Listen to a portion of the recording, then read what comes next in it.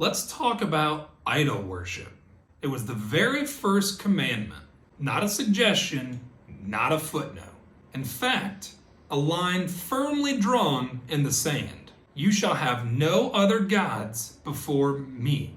Exodus chapter 20, verse 3. Now, in the modern day, we may not carve golden calves or fancy statues, but we do, however, scroll them, stream them, chase them down timelines, and worship our glowing screens. We build altars with our attention, offer sacrifices of our time, and sing silent praises with every click, like, and view. Idolatry, in fact, isn't just ancient statues. It's anything that we place above the one who gave us breath. It's the job that defines our worth, the relationship that becomes our savior, the platform that feeds our pride, or maybe even the celebrities that we worship. Every time we look in the mirror, that whisper that says, "You're not enough unless." The heart is a factory of idols, endlessly crafting a substitute for God. Shiny distractions that promise fulfillment, but leave us thirsting. We, of course, were made to worship. But when the Creator is replaced by creation, we end up bowing to what ultimately can never save.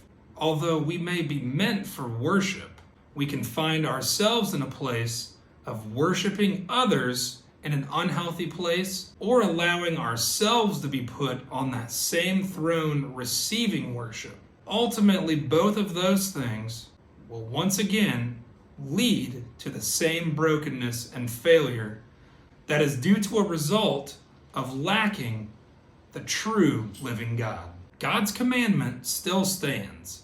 We shall have no other gods before him, because he knows that every false god takes more than it gives. They demand everything, but when they break, they leave us broken too.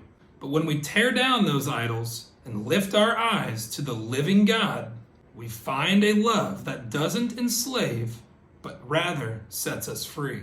This is a king that doesn't demand performance, but rather offers grace. So maybe it's time for us to check the thrones of our hearts.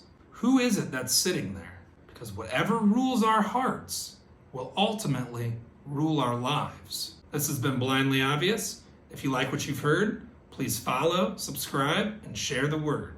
Peace, love, and God bless. Remember, the eyes mean nothing if the mind is blind.